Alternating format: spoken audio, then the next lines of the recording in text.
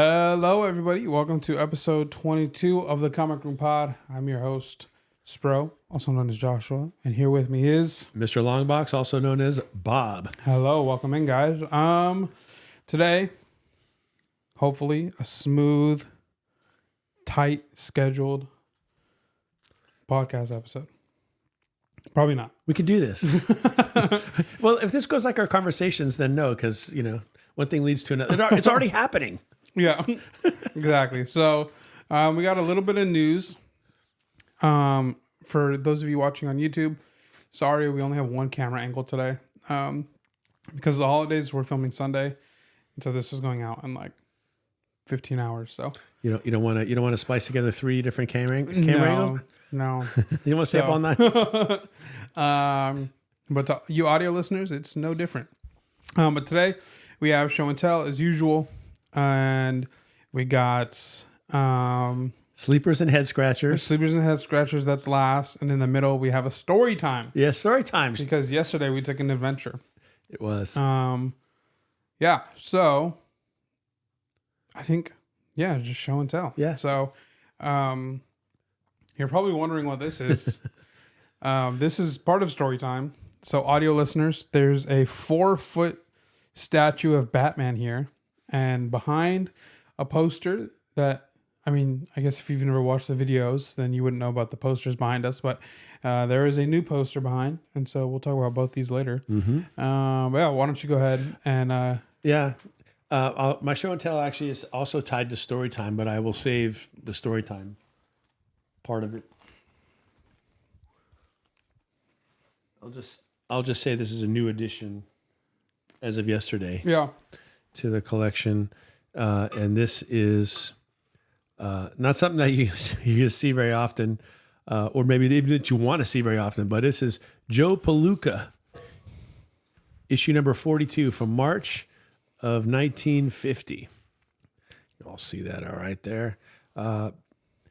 Boxing cover. Yeah, it's Joe Palooka is a box. I have not opened it and read this yet. I don't know a lot about it. But I know that Joe Palooka started in the mid 40s as the title started in the mid 40s, and he's a champion boxer. And so it's kind of cool. The cover is two guys boxing, and he's called the champ of the comics. And is he going to be able to retain the title, and all this kind? That's sort of the writing on the cover. Nice. And the condition is at least advertised as 7.0. I'd say that's about right. Anyway, the reason I'm bringing this to show and tell is I think it's a great example of what I love about collecting comics. And that is I walked into a comic shop and I walked out with this. I promise you, I did not go into that comic shop saying, "Man, I just got to get Joe Palooka 42 off my hunt list." Not at all. But it's that's the fun thing about comics is that you can be at a convention, in a comic shop, or pretty much anywhere where comics are sold, and something can just strike you. And I looked, there are no copies of this on the census, so all I have to do is send this in and get it graded, which of course will take 6 months. But at the end of that 6 months, assuming nobody has this book there, I can actually say this is the highest graded copy on the census, whatever it comes back. You can charge whatever you want. It's right. There's no limit to it. I paid, I paid, what did I pay for it? $22.50 for this book. So that, which is kind of ridiculously cheap. Definitely a really good price. Who knows what the value is, right? Like I've gone on eBay and looked, and I've seen some beat up copies selling for 35, something like that. So I guess it's worth whatever anybody's willing to pay for it. And if there's any demand, I did not buy this as an investment. I bought it because I thought it was just really cool. I like sports, and I'm gonna do a little personal reveal here for both of us. I don't think we've brought this up in the podcast before. I think I posted some pictures. Okay, well, in case you didn't know, Spro and I we belong to a boxing gym, and Joshua has been there at least 6 months more than I have, because you got me started, maybe even a year. I'm not sure how long you were there, but he started going, and and then he thought it'd be something I'd enjoy, and I've been going for about a year and a half, and you for 2 to 2.5 years, Yeah, and almost. So Yeah, almost 3. yeah, so I mean we lace them up Yeah, a couple nights a week and go and hit the bag, do drills. Like if anybody needs bouncers, we can throw down. But as you add interest in your life, sometimes those interests can be reflected in comic books. So it's just something that's a little piece of who I am now, and so. We obviously, you and I, Joshua, share comic books, but we also share boxing. yeah. Now you might be wondering, well, father-in-law, son-in-law, have you ever settled any differences in the ring? First off, we don't have any differences to settle. And second, no, we've never gotten in the ring together and thrown punches at each other. And I've seen him training. I don't think I want to. So although my evasive skills have gotten decent, so I might be able to. Yeah, we train at different times. Yeah. So we don't know what's in the other's arsenal. You have no idea about what my left to the body looks like. But anyway, so that's why I was drawn to this book, and it was a good deal. 1950 book in very fine condition for not much more than you'd pay for some cover price books these days. Yeah. $10. I've seen them $9.99 or whatever. So can't really beat it. So that's why I brought Joe Palooka, issue number 42. Nice. And great I will book. set it. And I am going to open it and read it too, by the way. This is not a book I'm going to get slapped. I absolutely want to read it. I think it's just so cool. All right. There we go. All right. Thanks for showing. Mm-hmm. So my show and tell is on the wall. So we're going to move Batman here out of the way. It's 4-foot statue. Okay. He's going to be a little bit in the way, but that's okay. So here we have this art germ. I'll zoom in a little bit on the main camera. Art germ poster printing of Batgirl. And down here on the bottom left corner, it's signed by Art Germ. And this is a piece from Warner Brothers.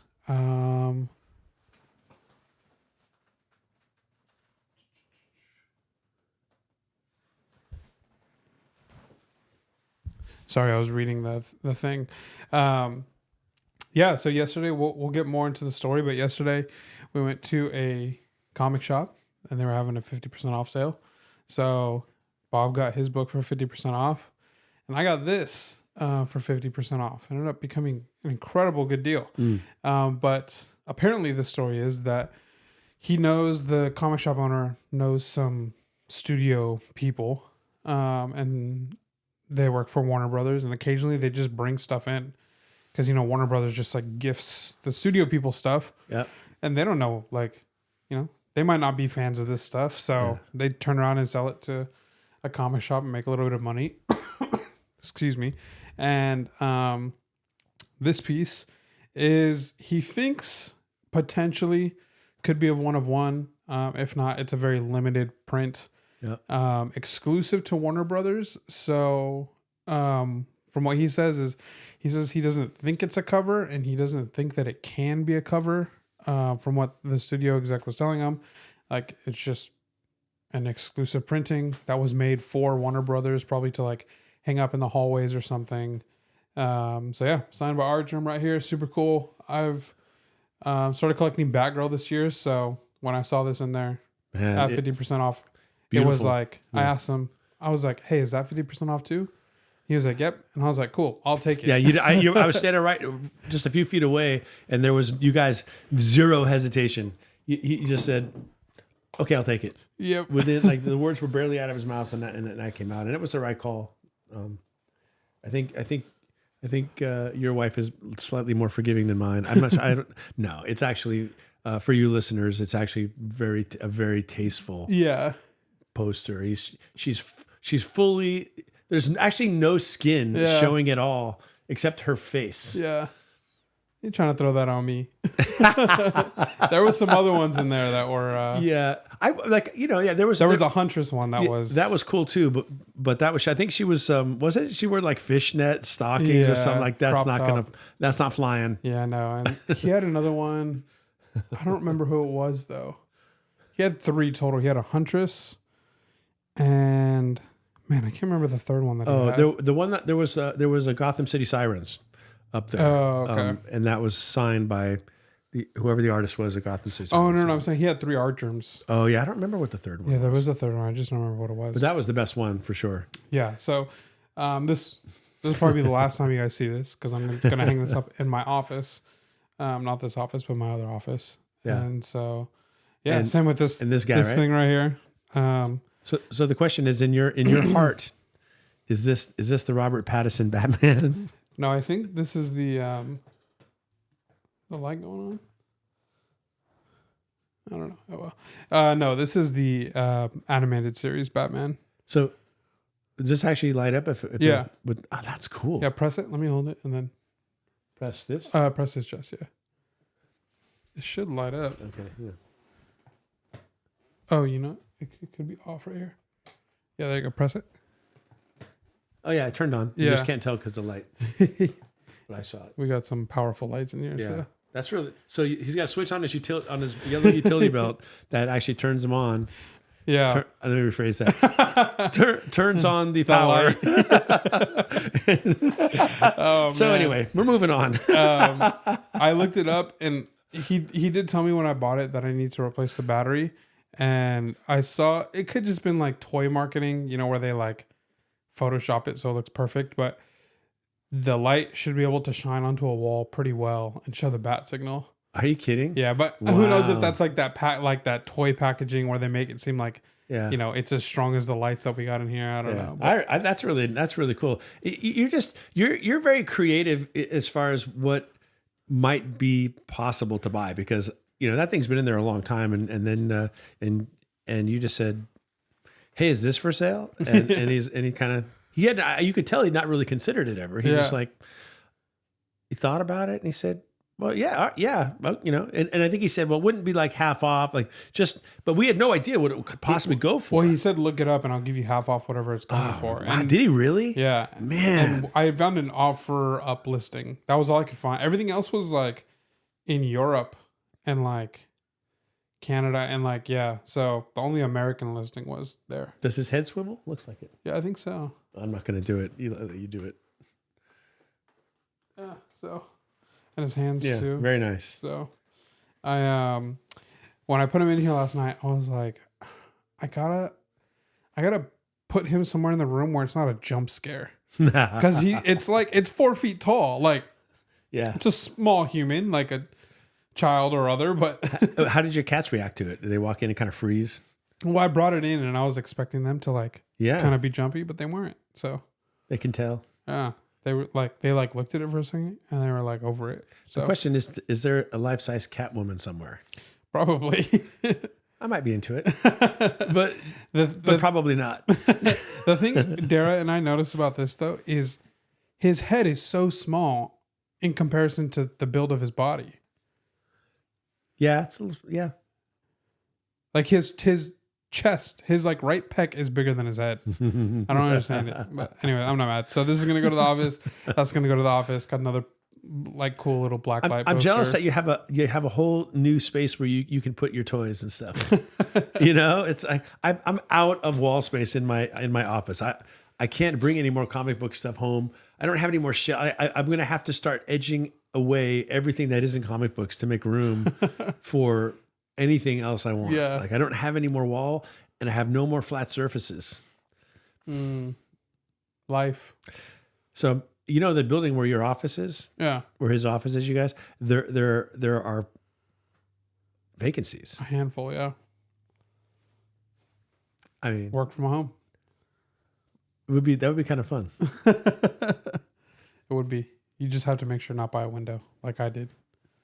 Wait, what? Like you're not by a window like I did. Oh, right, yeah, because you took the interior. Yeah, because you didn't want to deal with sun coming in. No, and I keep the thing closed too. I never open the What is that called? It's called shades. Yeah, shades. I never opened the shades. Blinds. Yeah, blinds. I kept wanting to say Curtains? windshield, but I'm like, it's not a windshield. What is it? You guys, you could tell it's A window shield is where my head was at. You should just say it. Throw it out there. It's the end of a holiday weekend. We've done a lot of traveling. We've eaten a lot of turkey and ham. I've had a lot of ham. And there's no telling where this podcast is going to go. Yeah. I think the reason why I was thinking windshield, but I was obviously thinking window shield, but I was thinking shield because I was blocking it from any like hallway lights. Like they're, across the hall, they have a window. Right. Like, so I was just thinking anything to shield what's inside from sun. But anyway, it's a cool spot. Yeah. I really like it. It's like a portable man cave. Like it's a man cave that is external to your home. So you're truly liberated, you know, to do pretty much whatever you want. You can roll a hot tub in there. Yeah, why not? I mean, I've got rent and I got work to do, but yeah, it's a fun place for sure. Absolutely. Okay, only one piece of news. I think there's like others. Let me double check. But you teased me on it. You said it was Fantastic Four related. Yeah, I said that last week also, and I never actually gave the FF news. Okay, so is this the same news from last week, or is this new news? So I'll give you last week's news. Okay. There was somebody, they were filming in Spain last week. Okay. FF. And there was somebody that was spotted on set that they were really trying to protect and cover. So we don't know who. Didn't see the actor's face. Didn't even get to see any costume. Like they had this person completely covered. Really? While they were shooting in Spain. Okay. So to follow that up, Fantastic Four has officially wrapped filming. So they're done. Okay. Wow. They're really done. So maybe barring any reshoots, their summer, or was it a planned summer release? Yeah, July. Yeah. That seems like a lot of time for post-production to me. Yeah. So my limited experience, which is none post-production, but that's exciting. Yeah, it is exciting. Yeah, man. Please be a good. Please. So be a good maybe movie. that would mean a trailer by March, I would assume. Okay. So because Superman's been done for a couple months now, and Superman, we'll have a Superman trailer at any.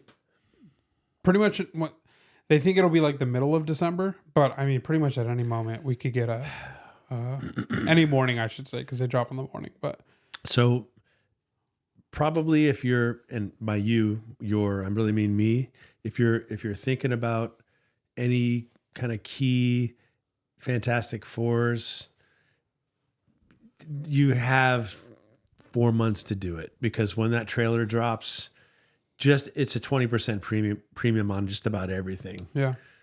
So hit me up. I got all your FF keys. FF3 probably, of all the ones I don't have, would be the one, unless Submariner's the guy that's hidden in Spain, in which case FF4 might be the one. I think the FF3, the uniforms, the things we've talked about already. Is it still on the wall? Yeah, there. Yeah, the fantastic car, all the Baxter building. Yeah. That's the one. So, I did forget about this. So this piece of news, the only piece of news that I had was that FF finished filming, but I forgot about this one. It is reported that the majority of what Sony has planned for their Sony Spider-Man universe, that it is unlikely that it will see the light of day, and that Kraven could very well be the end of the Sonyverse. So, okay. Good. I mean, I think it's good. Does that mean that they're going to sell it back to Marvel or whatever? It could mean that. It could mean that they're going to do like a full reset, take Spider-Man back. I mean, they probably, I don't know. It's hard to say. It's hard to say what Spider-Man's going to be after Secret Wars. Because I'm not entirely sure. I mean, I'll look it up after and you can comment if you want, I guess. But I don't know what Tom Holland's contract is currently. I think he's through Secret Wars, maybe.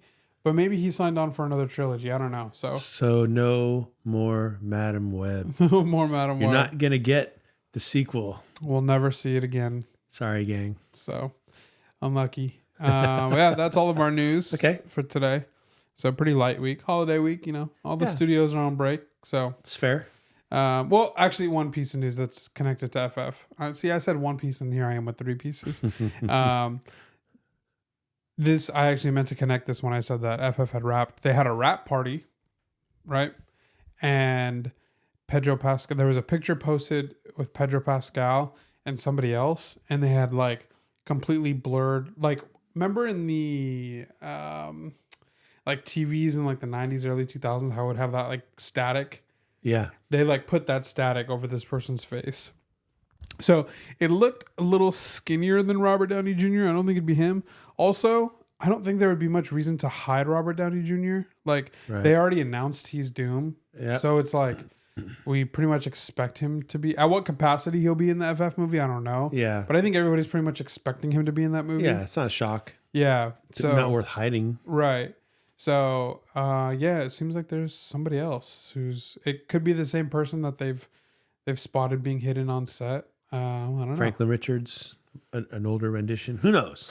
Maybe, yeah. I'm trying to think like who's worth hiding that much on set from, paparazzi, but also who's worth teasing enough. Like, so yeah, I don't know. I don't know either. Annihilus, but I don't think you're adding another villain to this thing. You've already got 2. Yeah.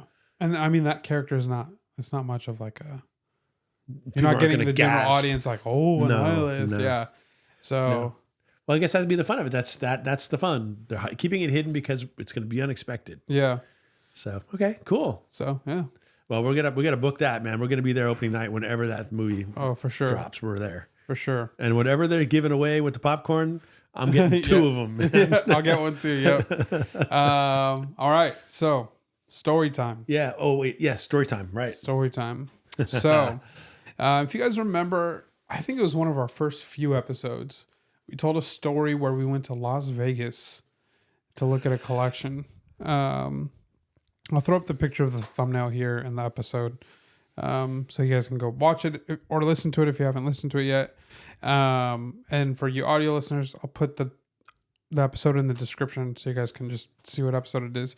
But summed up, we went to Las Vegas, went to go look at a collection. It was super sketchy. It was it was crazy. The story's kind of insane. And we left Vegas with nothing, absolutely nothing. So yesterday, 2 days ago, I was scrolling Facebook Marketplace as I occasionally do, just looking for collections. I say most of the time you don't find anything good, but sometimes you'll find I found smaller collections on Facebook Marketplace that look pretty good. Yeah. So just kind of looking for stuff like that. But honestly, most of the time you see people listing insane $10,000 for $300, and it's modern books, and it's okay, well, they're fishing. Yeah, exactly. So whatever. But I came across this one listing. It was 7,000 books. The long boxes in the picture were old and yellowed. I was like, oh, that's a pretty good sign. They're not new. So I click on the picture and I'm seeing a lot of Bronze Age stuff. And I was like, oh, okay. This actually looks pretty good. So I messaged him. He responded. And I asked him if I could see more videos because I didn't live all that close. It was about 2 hours away. So he was really kind, sent me some videos of the books that were in there and looking through the books. And yeah, I mean, Bronze Age Hulk, some Bronze Age Spider-Man up into McFarlane Spider-Man, some Bronze Age Conan. There's a lot of Bronze Age stuff that I'm seeing. And then I'm seeing also some late 80s, early 90s indie, which, there's a lot of gold in kind of that early indie stuff. So I'm like, hey, this collection is worth looking at. And he was asking $1 a book. And so I was like, okay, if this ends up being essentially Bronze Age run filler, $1 a book is not bad. Yeah. So I told him, I was like, okay, I just need to find a car that would be able to, he had 25 long boxes and a couple short boxes. Yeah. So I was like, all right, I just need to get a car. I ended up renting one from U-Haul. So contacted Mr. Longbox and I was like, hey, kind of give him the breakdown. And he said, yeah. So woke up early, at least for me, woke up early and I woke up early too. You woke up super early. To make it work for me. Yes. Yeah. And yeah, got in the van and we headed out. And so we make the 2-hour drive. I made some leftover Thanksgiving ham sandwiches. It was a good sandwich. Yeah, thank you.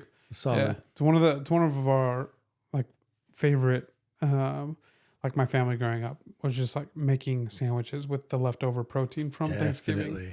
The ham and the turkey. Yeah. Good sandwiches. No frills, man. It was just a ham and some Dijon mustard and that's all you need. It was a bag. It had 2 sandwiches wrapped in foil, and then 2 condiment things that he brought for me. One was Dijon mustard, the other was sriracha, and I threw both on there, and that was it, man. That's all I needed, and it was good. Yeah, it worked. It was good. So we hit the road. We're driving out, and we're driving like towards like one of the routes to Vegas. So we're driving out towards the desert. So of course, a little sketchy, a little bit of a Breaking Bad vibe once we got into the city that this guy was in. I'm like, what? I said to him, why are all these collections like in Sketchville? Why can't one of them be in like Beverly Hills or or the Canoga Park or somewhere like I told Debbie, my wife, what you said. He said, you got to risk it for the biscuit. Exactly. I got a good laugh.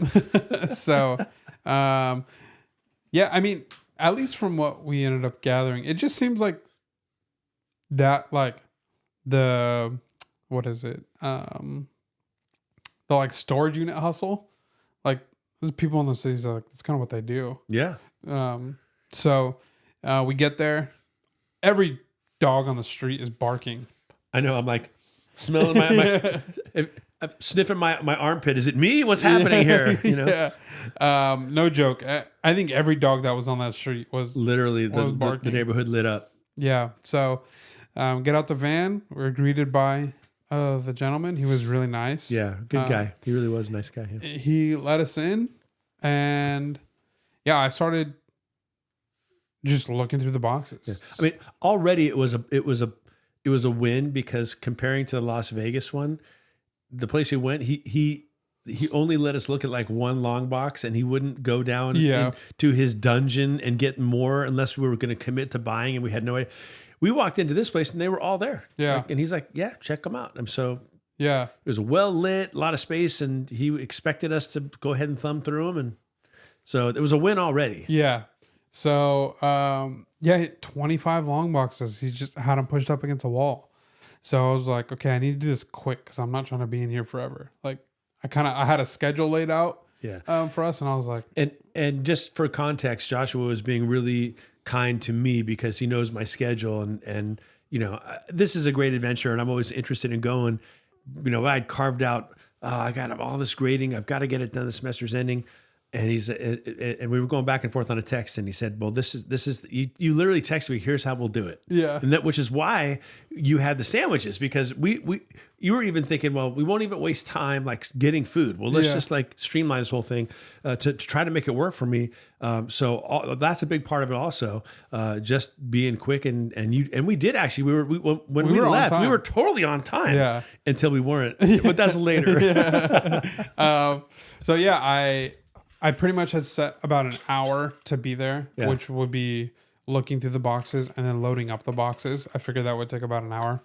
So I'm looking through the boxes, and first few boxes I'm looking at, the ones that are like on the top, he had them all stacked on top of each other, like 4, I think. Yeah.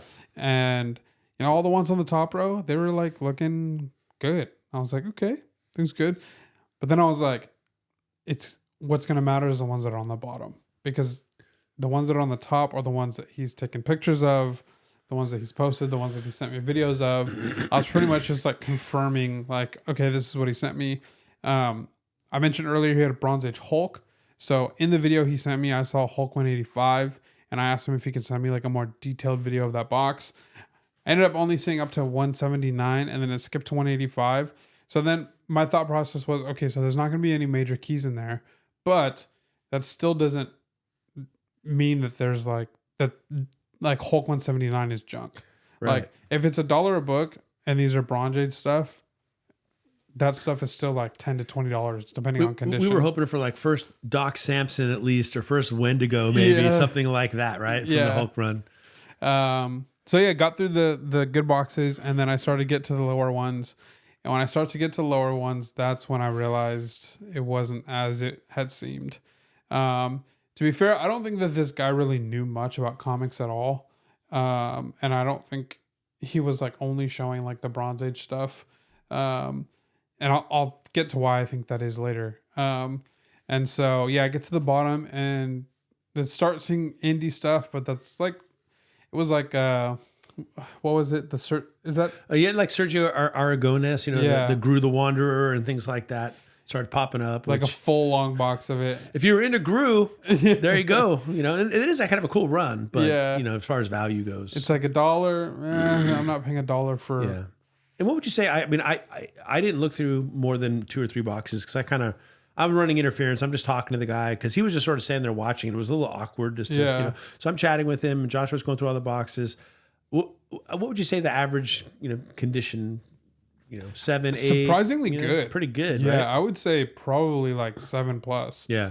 Like there really wasn't. I mean, I saw like a few DC Silver Age stuff, and that stuff was pretty beat. But I mean, all that Bronze Age stuff was like most everything was in a bag. Some of it was in Mylar, and there were some old polypropylene, and there were some that weren't in bags. But I think he said there might have been a mashup of a couple collections. It was hard to say. But, so good condition. Yeah. So about halfway, me looking through this boxes, he kind of starts to tell me like the story of like how he came across them, and said he buys storage units, and then sells from there. And so, he recently came across this storage unit that had a lot of comics, and he had added like 2 to 3 more boxes that he got from another storage unit on top.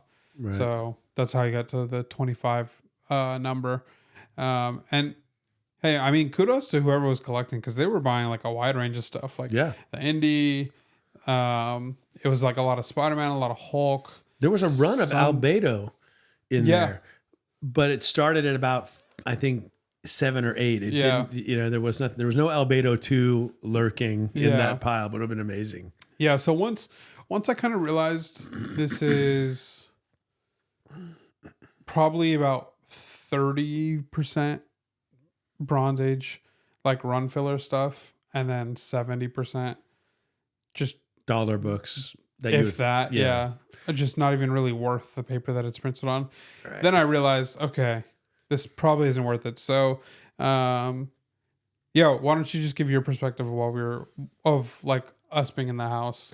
Yeah, it was it was really interesting talking to the guy because, like you said, he that's one of his whole primary job is going on. I guess I asked him about it. He said there's 3 or 4 sites that he goes on to find storage units that are locked and abandoned, and he kind of walked me through the whole process, and he was explaining that he's often on these shows, the Storage Wars or whatever those shows are.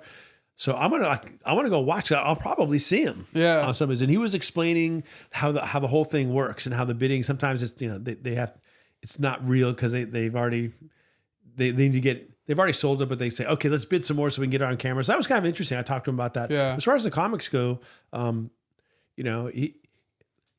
you're talking about the comics, but he was showing me all kinds of weird stuff. Like, I don't know if you overheard, like, I saw some of the stuff. He busted out this bronze sort of like Hindu elephant statue thing that he said was probably like hundreds of years old that he picked up, and stuff that he was filled with sand, but now and he said I pulled the sand out because I heard that sometimes like valuables are hidden in the sand inside these things, and he said so. I had to dig out the sand and it wasn't anything. And so he was a fascinating guy and really very nice and happy to share like his experiences.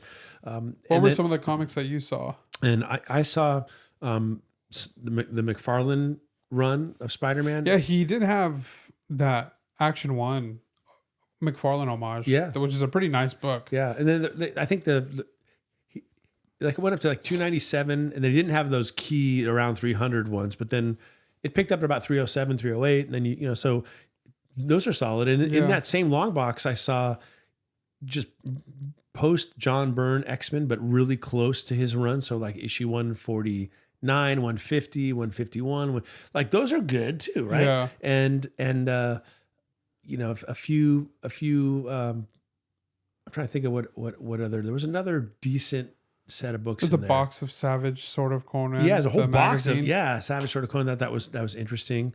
But the Spider-Mans especially, and I thought maybe we'd see like some cool Marvel team up stuff, and and I thought the same thing as you. I thought, wow, if this box I'm looking through right now is illustrative of what's beneath it, the $7,000 price or whatever dollar, it would be profitable for you. Yeah. You know? But then I went, we kind of swapped, and I went the other side and I pulled a few boxes and I opened them up and I'm looking, and just seeing stuff like I'm not really sure what it even really is. Yeah. Like I didn't recognize it much. A lot of like indie stuff that's like past the good stuff. Yeah. And like indie run filler where it's like that stuff is not valuable at all. Yeah, that stuff's not even worth $1. There was stuff that was worth something in the 90s, but is now like Gen 13 or Gen 3. I can't remember what it was. There was some of that, and there was some innovation stuff. Can't remember what it was, but it wasn't the more sought after stuff. So yeah, that's what I saw. I wanted to look more, but he was really talkative. Yeah. And I felt like I was being rude just to ignore him. But at one point I was like, yeah, I'm gonna go ahead and look at the books now.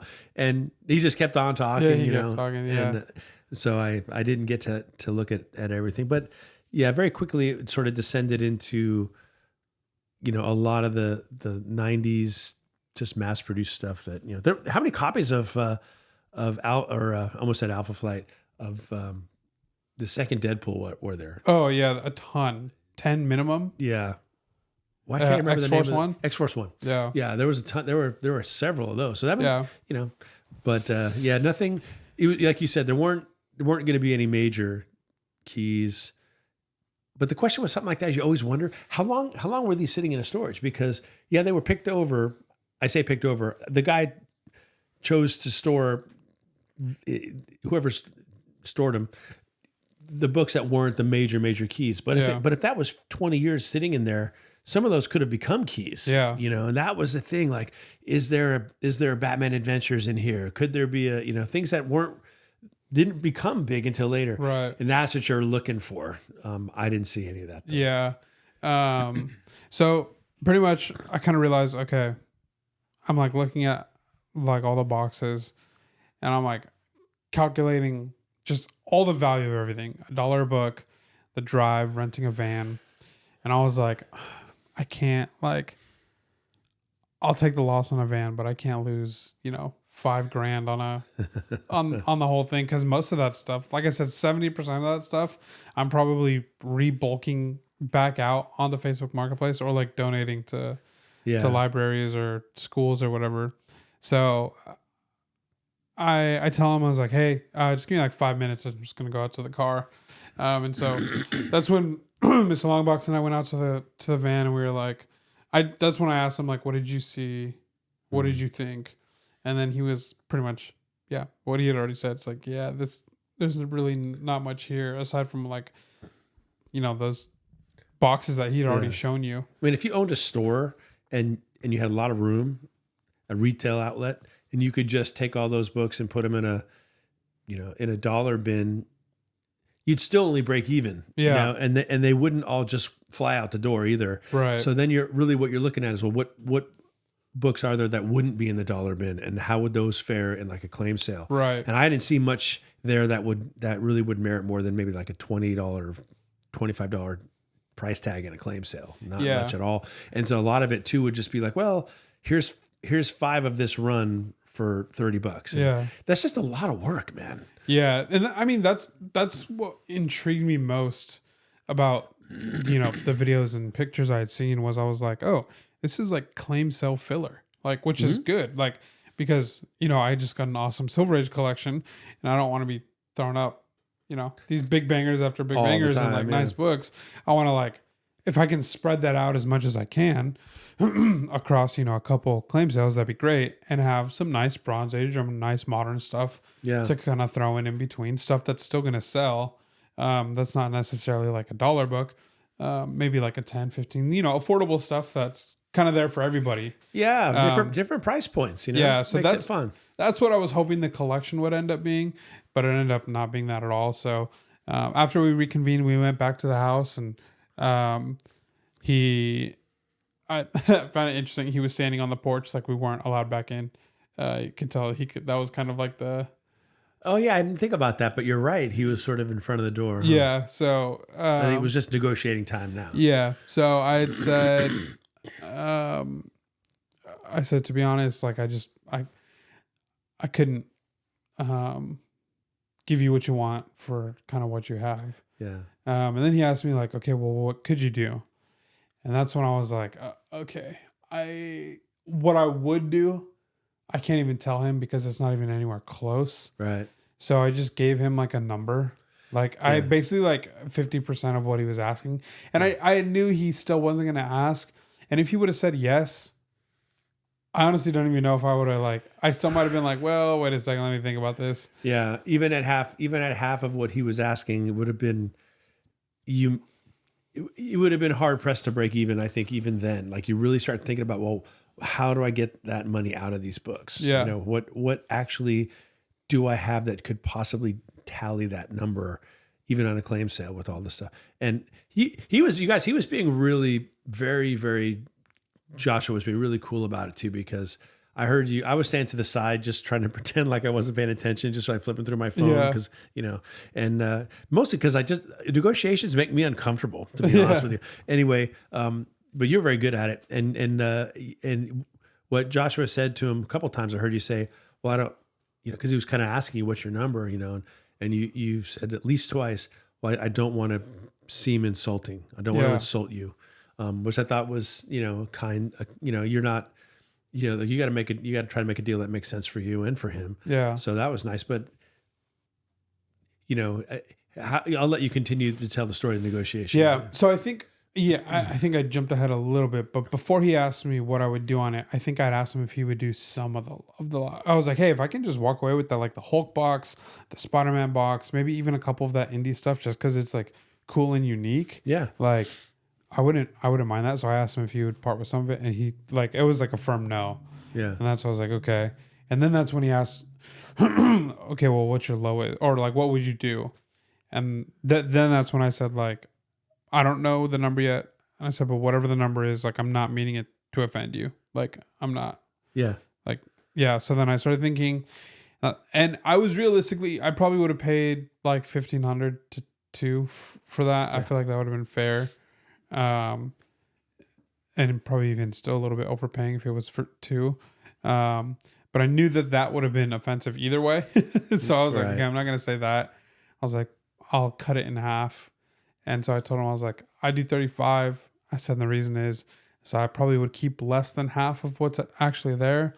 And then the rest would probably just be donated, or like I would have to figure something else out with them. Right. But I said a little bit less than half of what you have is like good. And I was like, or is like quality stuff. And I said, there's no like really big books in there that are worth crazy amount. So you do have some valuable stuff in there. Like, I was like, but the highest price stuff I've really seen is like kind of in the $25 to $50 range. There's really not much in there that's like above that. And he was like hard no after that. He was like, yeah, no, I can't do that. So then I asked like, okay, well, what's your lowest? I'm just curious to hear what he says. And then he said 65. And I was like, yeah, nope. Yeah. See you later. Yeah. And it was very amicable. We shook hands and everybody was, smiling. Yeah. He no skin off his nose. He didn't have to, he didn't drive 2 hours, Yeah. So he said that he said if he doesn't sell it by the holidays, then after the holidays, he's going to piece it out. But for somebody who is not connected to the comic hobby anyway, like, I think he's going to have a pretty difficult time. Even if you went and just I didn't go through all the boxes, but from what I saw, if you were to just cherry pick the absolute best stuff and piece it out like that, you're still maybe clearing maybe $700-800. Like, honestly, like, I didn't see a lot of stuff that is, if you're going to piece it out, you want books that at least that you can sell for $100. And I didn't see a single book like that. Yeah. So I feel like $1,500, I could have made that whole lot work. Yes. Yeah. but but he was good. It is what it is for him. It was. That was probably honestly went. the 35. Like I said, even if he would have said yes, I still might have been like, oh wait, I don't know. I don't think I actually meant that. I half expect that you'll hear from him before this is all said and done, and asking, "Hey, you still interested in the 3,500?" Because that's probably the best offer he's going to get. It is the best offer he's going to get, and your answer is going to be no. But yeah, my answer is going to be no. My answer is going to be I'm not driving out again. You can come to my place.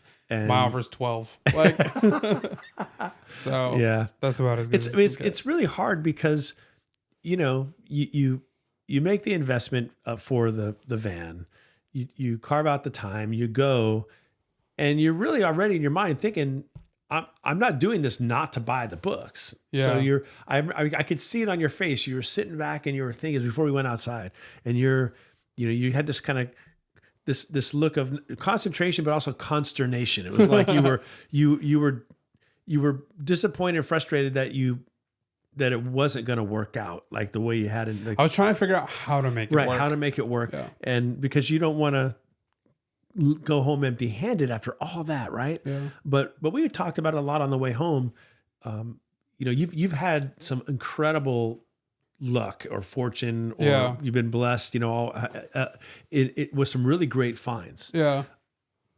But it's not like you just like tripped and fell into a great find. You got some great finds because you also dug through some haystacks and there was nothing to find. Yeah. So that's you have to chalk this up to, Yeah. So I think after the Vegas trip and after this trip, I think I'm done driving pretty much anything that's more than an hour, unless it's like somebody who contacts me and they're like, hey, I got this. And, then, I kind of have a full already understanding of what they have. Yeah. And at that point, making a trip or paying for shipping or whatever. Not necessarily a lot, but like I have like these 20 bangers. Here's the deal. Yeah. Like then you don't have to wonder. Yeah. But even if it is a lot, like if it is, 25 long boxes, like if that person has like, here's my Excel spreadsheet and I can look at it before and have a very big idea of like what I'm getting into. And then basically I drive there and I confirm that the spreadsheet is right. Then I would do that. But as far as like Facebook and like Craigslist stuff, like I'm just not driving more than an hour. Yeah. Like, and even if I'm driving an hour, it's got to be like, it's probably just going to be like a small lot of like a few books. I'm not going to drive an hour to go look at 7,000 books. We had fun though. Like it was a fun drive though. Like Deb asked me, what'd you guys talk about? And I literally was like, I don't actually know. Like it wasn't nothing like significant or like world changing. We just were kind of shooting the breeze, kind of thing. But the time just kind of flew by and I was like, oh, we're here. I think the map app sent us on some weird like detours that we don't, but we overcame it. Yeah. but yeah, it was we talked comics, we talked sports, we talked family. I don't really remember, but it was just like, which is cool. Yeah. There are a lot of people in the world that I would run out of things to say.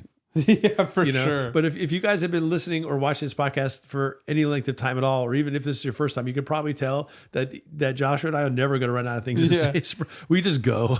Yeah. And I don't think this would necessarily happen with us, but I'm also not a person like silence doesn't like, I don't feel awkward. It doesn't bother me. Like, so even if there is silence for like 10 to 15 minutes, like I'm not sitting there, I'm not racking my brain trying to figure out like what to talk about. It's not like we're on a date, Yeah, exactly. Yeah. But even like, I have some friends, it's like silence kills them. They're more extroverted.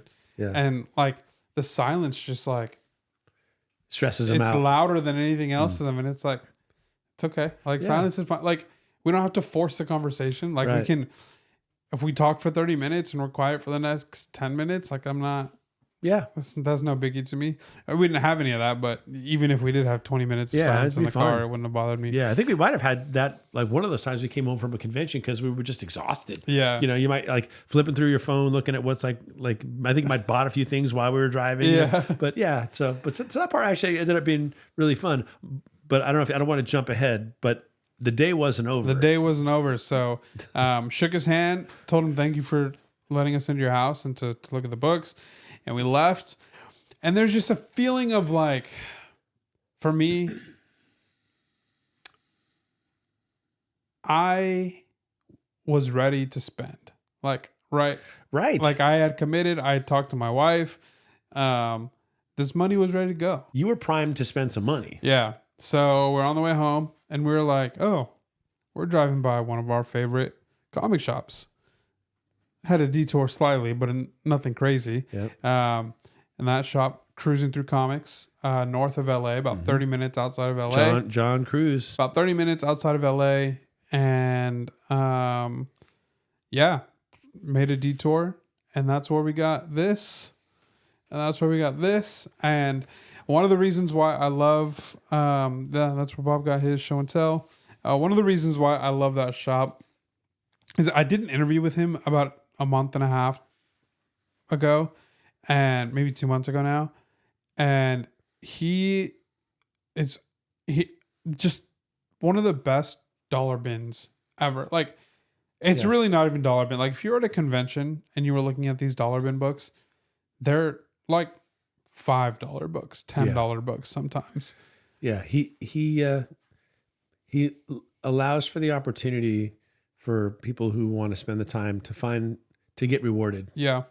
And he's not concerned about it. He buys them for what he buys them for, and he puts them out. Yeah. And it's just, I don't know if it's just a draw, but he's loaded down with inventory right now. Like he had to move boxes out. Oh, I didn't even get into all the boxes because they're just, Well, and under, like, his display, all of those rows under are full of boxes. He had boxes that weren't priced yet. Yeah. And I was pulling stuff out of that. He's got boxes in the back. He's got a lot. But so we had mentioned earlier that I was on this tight schedule, right? So we start coping with the reality that we really don't want to go home and just be like, well, that was a waste of time. Yeah. So we're like, because we were supposed to record last night, and so we were like, well, what if we don't record and tonight, record tomorrow night, and then. And of course, I usually take my wife out on Saturdays, kind of our night, right? So I'm texting her. I say, so what do you, but I was planning to take her. I was going to take her out on Sunday. Not have to. That can you cut that, please? That's a timestamp, 56. Okay. Trying to figure out like what night is going to work for that. So we do a little jugglings. I'm texting Debbie saying, hey, what if we go out tonight? And then Josh and I will record tomorrow, which then would clear us up to do whatever, and regarding whatever else I might have had to do, I woke up early on Saturday and got a lot of that done. That was the whole point of my waking up early. So I was liberated from that and all the stuff that I was going to spend Saturday doing. It's amazing what you can get done when you're motivated. Like when there's something that was something like you really want to do and clear your schedule for, he's like, look, I'm just going to get up and power. Put my head down and just power through it and just, So anyway, that's how we found the time. Let's just go. So anyway, back to the story. Yeah. So we ended up at the shop, and we just talked with him a ton because we've made friends with him. And went shopping. Probably bought about like $25, $30 bin books that he had 50% off for 50 cents. Just some like random, like cool covers. I bought a couple wall books of his.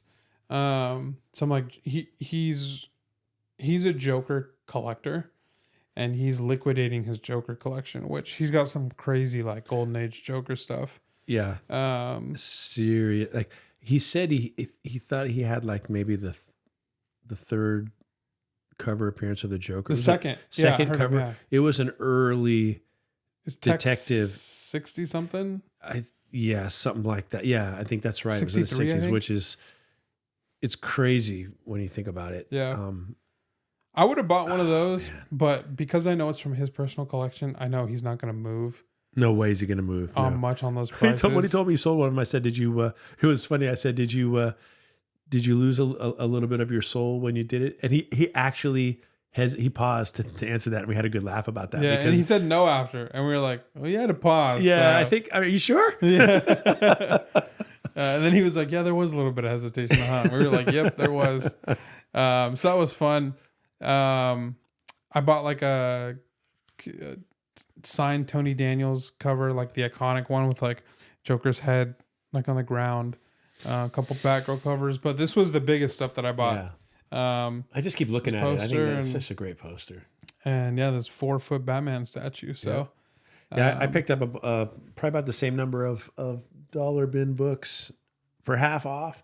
Got a few wall books that that nothing expensive, just a lot of it though. You know? And then I got a blacklight poster of Thor or Odin and Hela, which is really cool. And this cool Peach Momoko. It was a variant. I looked it up. Yeah, it's a ratio 1:25. 1:25. That's right. It was a Fallen Angels issue number 2. It was slabbed. Yeah, I have it raw. The Peach Momo, really a cool X-23 cover. Yeah. So anyway, yeah, it was just, and I kind of like you. I felt, even though you were the one going to buy, I felt when you go into a store, and I had the same experience today because I went to our local comic shop and they were having a great sale too. And just when you're at a place, and you guys probably have experienced this, and the prices are really, really good because it's a sale, and it's almost anything that's in the shop that you want that isn't like a major back issue.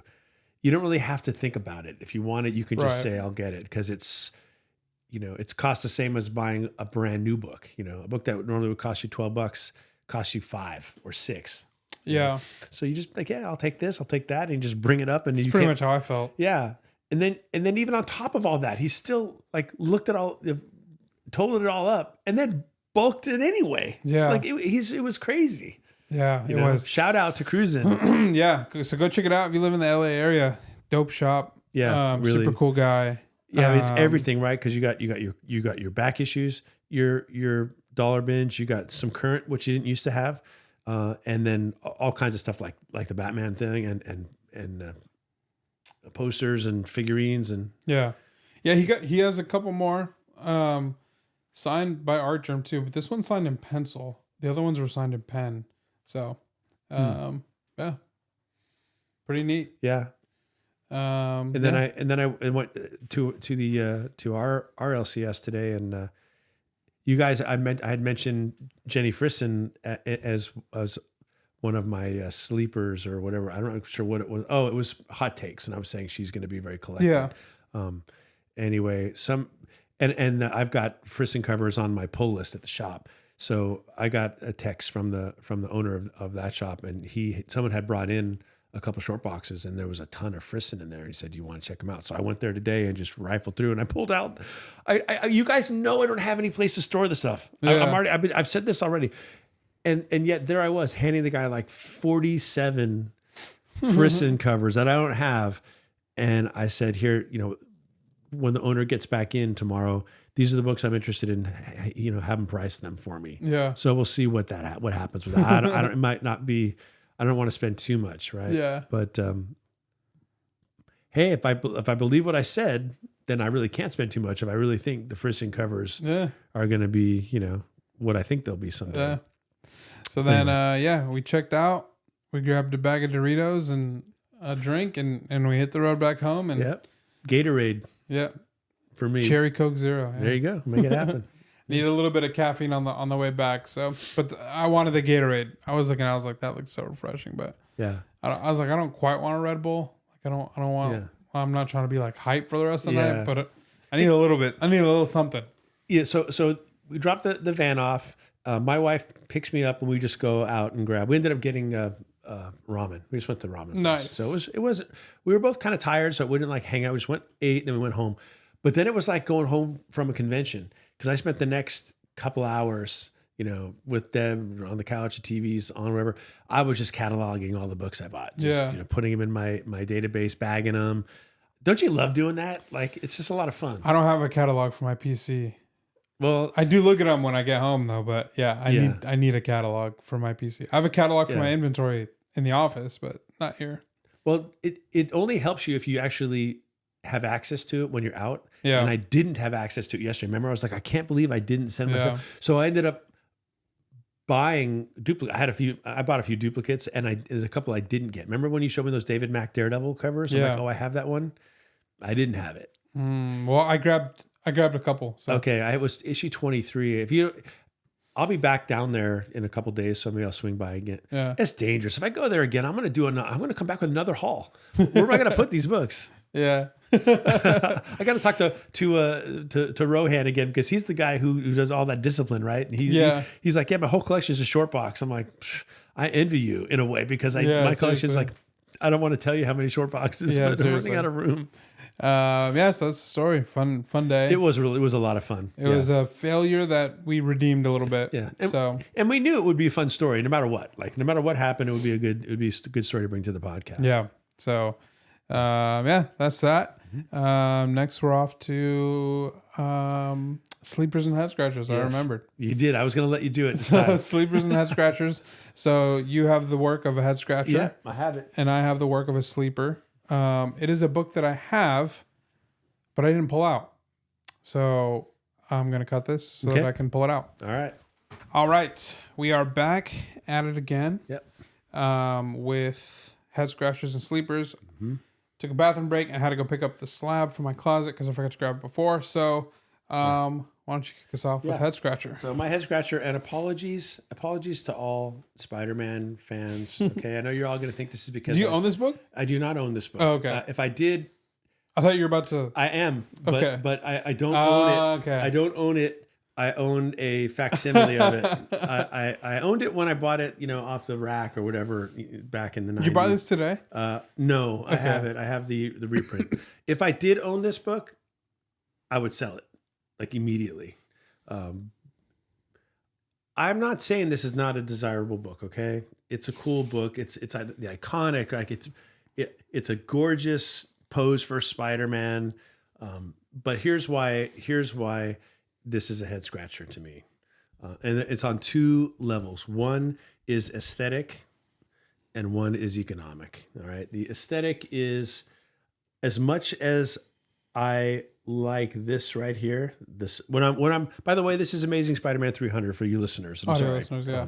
ASM 300. Do I really need to introduce the book? Everybody knows what it is, right? First Venom, third McFarlane on the title, and the iconic cover of the circle of Spider-Man, reimagined and in the black suit, just about as bendy as a pretzel, shooting through and all that stuff. The cool web design and all that. Okay, so here's the deal. Here's the aesthetic part of this. I don't like this cover. I like the middle of the cover. That's incredible. Spider-Man busting through is amazing.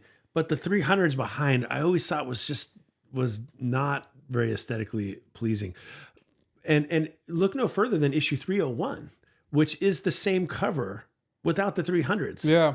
I like that cover so much more because it just eliminates the one thing I don't like about the cover. You've told me about this before, and I think I didn't disagree with you, but I didn't agree with you. Mm-hmm. But now I think I agree with you.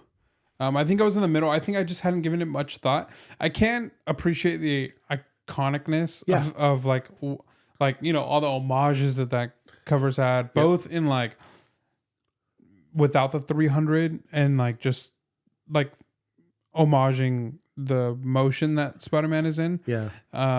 There's I've seen both. But I think at this point I would say that it's not as cool as I think it is. And I think some of those homages that even have the numbers have been cooler. Yeah. Like the Elektra when she becomes Daredevil and it has 25. I think that looks cooler than even this. Yeah. So I agree with you. Thanks, man. Appreciate it. So there's the aesthetic part of it. I think 301 is a better cover than 300. And then all white, tough grade in a tough grade, right? And it eliminates the one part about this cover that I think takes away. And then the other, of course, is economic, and that's really where it sort of comes down to it for me. And everybody knows this already. So it's the most graded book on the CGC census. Is it? Yeah. Wow. And it's got and I've queued it up here, so this won't take very long as I pull out my phone. There are 37,907 copies graded on the CGC census. Yeah. That is a fraction of how many of these books are out there. I mean, it was an anniversary issue, so they already overprinted it because it was an anniversary issue. Yeah. So there's going to be a way more of those in the future, and that's just of the direct edition. I don't know how many are graded on the newsstand. I will say this: I'm not talking about the newsstand one. I don't think the newsstand is a head scratcher. I think if you want this book, that would be the one to get, because at least there's not you have that going for it. But 37,907 grows exponentially every year. Think of how many are at CGC right now, probably. Yeah, and it'll be a year, and they'll come back. No, I was kidding. Not at CGC.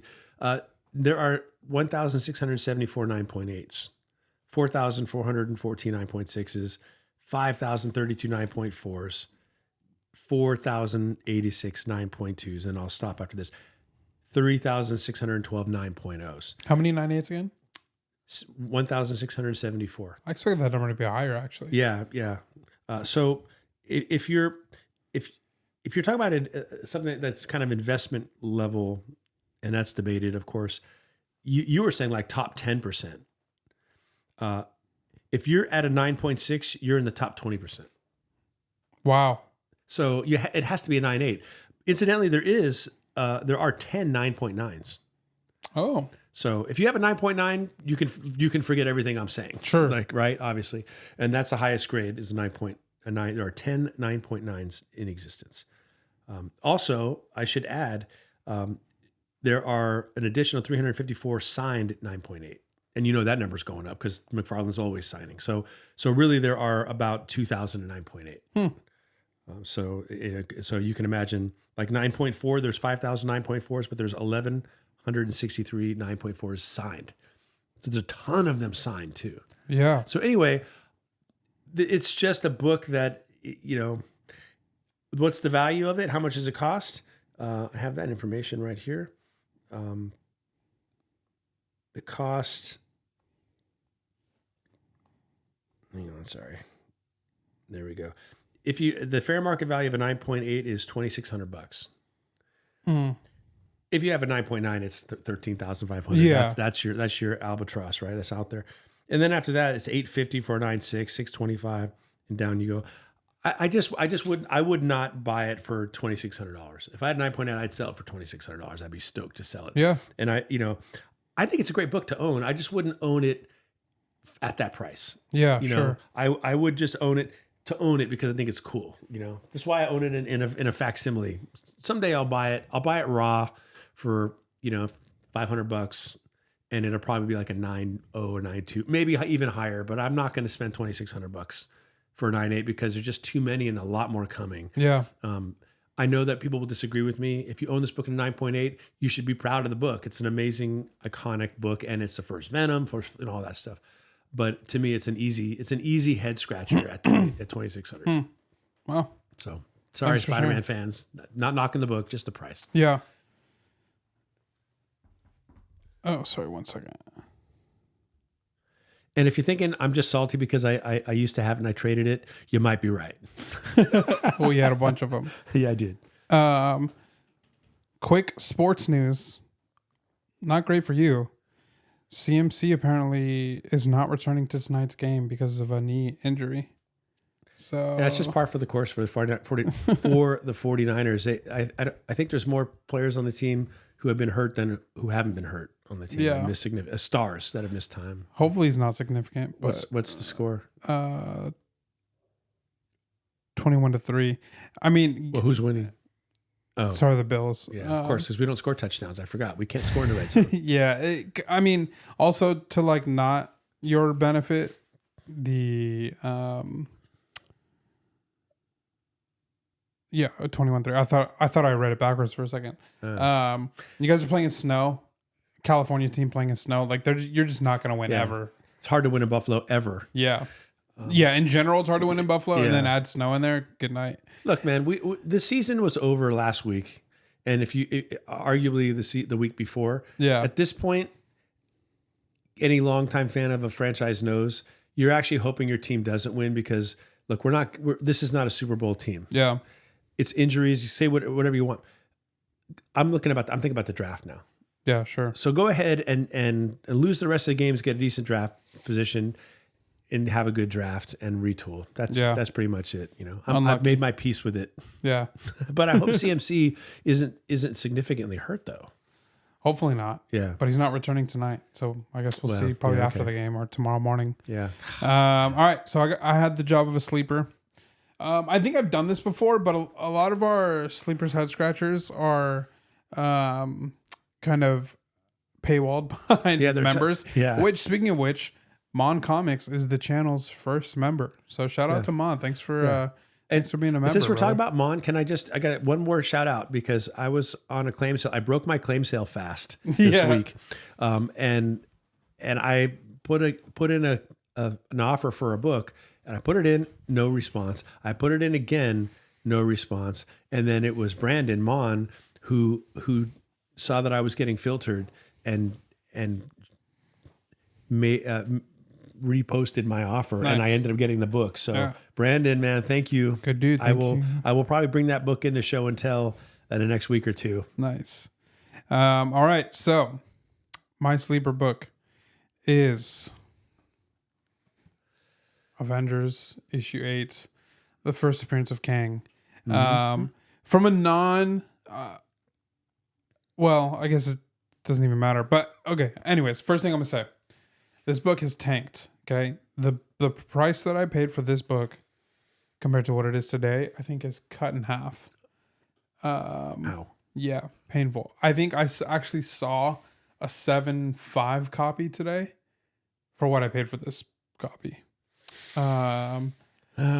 So a little bit of this, it might be bitterness a little bit, my sleeper. But I have a few things to say on why I think this book, just general, I'm not going to give stats. I'm not going to give, economics. Just going to tell you why I think that this book should be a little bit closer to what it was a couple years ago. Yeah. Kang, first of all, this is a top 10 Avengers book. It's Avengers issue number 8. Yeah. Okay. Real talk. First big villain, I think. Let me double check that actually. But I believe this is the first big villain, aside from Loki being in Avengers 1. But this, I think, is the first villain given to the Avengers that wasn't already existing. Let me fact check myself here. Space Phantom, is Space Phantom a villain? I don't know. Lava Men? No. I like how Kang's wearing Shakespeare tights. Zemo. Okay, Baron Zemo. But even then, they've kind of made Baron Zemo he's more of a Captain America guy, isn't he? Yeah, but he's also been more of an anti-hero recently. Okay. Yeah, okay. So first notable villain. Yeah, definitely. He's big time villain. He's major villain. And not just that, he is still an Avengers villain. In comics, he is still being written. He is still incredibly popular. Yeah. He is still the villain for the Avengers. Was supposed to be the villain for the Avengers in the upcoming movies, but obviously we know that's not going to happen. Doctor Doom, not really much of an Avengers villain. Sometimes, but not a staple Avengers villain. Yeah, Kang is to the Avengers what Doom is to the Fantastic Four. Yeah, they are just joined at the hip. Thanos, not really an Avengers villain, but used as one. Mm-hmm. He was more of a unit. Everybody kind of came. Yeah, it's like Silver Surfer villain. That's where I think of him. Yeah, but Kang still being written as Avengers villain today. Still a great villain. Has always been an Avengers villain from his creation here to the 80s, into the 90s when they had Avengers Forever, and early 2000s they had a lot of Kang villain story arcs, and even recently, as recent as this year, he's been a villain of the Avengers. So you talk about lore and story arcs. This is the guy. Yeah. This is also, throughout the years, they've made him interesting. He is an interesting villain. Very interesting. It's all kinds of crazy speculation. Who is FF20 like that's Kang, but it's retcon Kang. Yeah. So there's so many versions of him. Franklin Richards somehow tied to him in some weird way. It's just all kinds of crazy connections to Doom. Yeah. Like they've made him a very interesting character. Now we have this situation with Jonathan Majors, right? Mm-hmm. Very unfortunate. Very.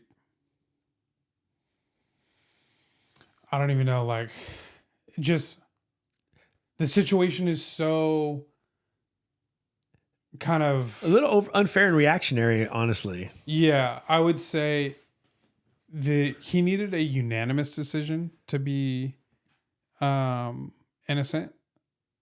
One person on that jury voted him guilty. Yeah. So therefore, by the law, he is guilty. That's wild. Usually the other way around. Usually you need to be. Yeah. I've seen the footage. I have my own opinions on everything. Yeah. Not going to share them here, but yeah, kind of crazy. Anyways, the whole situation, I'm still trying to think of a word, but it's just like there's so many pieces that like go into the Jonathan Majors situation that just make it just, it's a lot. There's a lot that kind of went on. Can I see that? He got fired from Disney as soon as he was charged with being guilty. They fired him. They were kind of waiting to see if he was going to be innocent or guilty before they planned the rest of their universe. So as soon as he was charged guilty, I think it was like the next day, Disney fired him. So yeah, probably won't be seeing. I think he's trying to be in some movies and stuff. Yeah. But that's Jonathan Majors. So yeah, they kind of killed King. I don't know how they're going to write him off. I mean, I guess they really don't have to. Like with what happened in Ant-Man, like he lost and he's went there away and yeah. They really don't have to explain that away. No, they don't. And it's sometimes we know, and that's what's fun about this. A successful movie or the movie will drive a comic book in the right direction, a character, or whatever, and suddenly it blows up. But sometimes it goes the other way, right? And I think this is one of those. This is one of those. But those create opportunities. Yes. Like Kang, really? Like you can get the first Kang at a discount. That's a great sleeper. Yeah. So that's kind of why I brought it up tonight because. Sorry, I'm pulling up this, trying to find the listing that I saw. Was because this is a situation I think where the movies didn't help the book and regressed the book. Yeah. 7.5, right now, off white to white, on Elite Comics 11. So that's a good deal. Yeah, really good deal. I paid $8.50 for this book. So yeah, unfortunate, but now I'm going to give you guys a little bit of some statistics here. So to be in the top % for this book is an 8.5. Top 10? Top 10%. I've used that before. Being in the top 10% as like a kind of investment level. 8.5 last sale auction on eBay, $1,500. Fixed price just before then, $1,350. Auction on Heritage, $1,140. Whoa, $1,140. 3,360 graded at 8.5. That's a decent number. I'm surprised. It peaked in 2002 for 3,802. 8.5, and it's now more than halfway down. 1,500 last sale. Yeah. And FMV go collect for the year, I think. That brought me all the way back. 8.5 FMV is 1,400.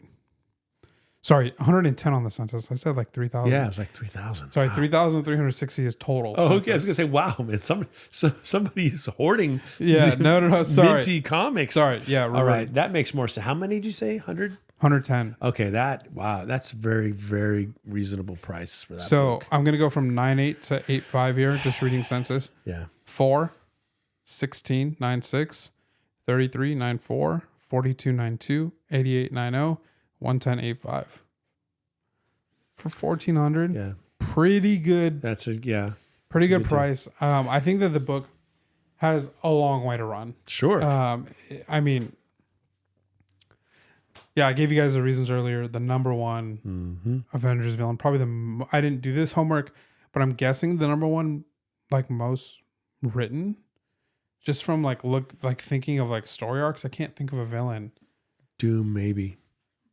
Sorry, to the Avengers. Oh, the Avengers, specifically. Yeah, I would say. I mean, I'm not an Avengers expert, but Yeah, I would say so. Yeah. That 7.5, you can get a 7.5 for 8.85 or whatever it was on Elite right now. Pretty good book. Incredible character. The character will make its way back. Of course it will. Into the MCU because of all the reasons I just said. Yeah. He's too important to Avengers lore. And it's it went up and it's gone down, but similar to what you had said the other I think it was last week about books that get hot and then aren't hot anymore. This book is fixed in our minds as a if we didn't already know, everybody knows now. Avengers 8 is a very desirable book, and it's not ever gonna lose that. Yeah, that's a great sleeper. I take his advice, fam. That's a good one. I'm thinking about that. So I'm keeping my eyes peeled for a higher grade white page. Yeah, I know you love the white page. Yeah, so I think that's what I'm just gonna be doing moving forward in my collection. That's good. So read the Kang miniseries from like 2020, 2021. Really good miniseries if you haven't read it. Did you read it? No. I think I lent you a trade paperback maybe of it. I don't have it. I think you gave it back to me actually. Oh, okay. And you, yeah, I don't remember. Pretty sure. Okay. Well, I don't remember. Anyways, wasn't the Timeless one, right? No, it's just called Kang. Good read. Worth reading. So yeah. Awesome. Yeah. Story time, head scratchers and sleepers, and we've done it all. Yeah, we've done it all. So thanks so much guys for watching. Yep. You can find me on Instagram at spros_comics. You can check out my website, sproscomics.com. Not much there yet, but hopefully in the next couple weeks I'll be uploading some stuff. Where can they find you? So, you can find me at Mr. Longbox on Instagram. Nice. And same handle on YouTube, although there's nothing there. But you can go if you want. Maybe we'll see some stuff there. Yeah, eventually I'll do it. Yeah, maybe. Why not? It'll be fun. You can catch me this upcoming Saturday streaming on Twitch the new Marvel Rivals game. Oh, cool. So if you got a Twitch account, if you keep up with games and stuff, or you want to watch me stream, go back to my roots. Yeah, I follow you on Twitch. I'll get the alert. My Twitch is twitch.tv/IamSpro. So you can catch me there at the launch of Marvel Rivals. I'll be streaming that. Nothing else. Okay. That's about it. Yeah, you guys, I hope you had a great holiday. And if you're listening in the United States and you celebrate Thanksgiving, or even if you don't and you celebrate Thanksgiving. Either way, everybody's celebrating Black Friday and Cyber Monday. That's right. That's kind of its own holiday now. Exactly. That's actually a really good point. Happy shopping, everyone. Thanks for watching. Thanks for listening. And we'll catch you guys next week. See you later. Bye.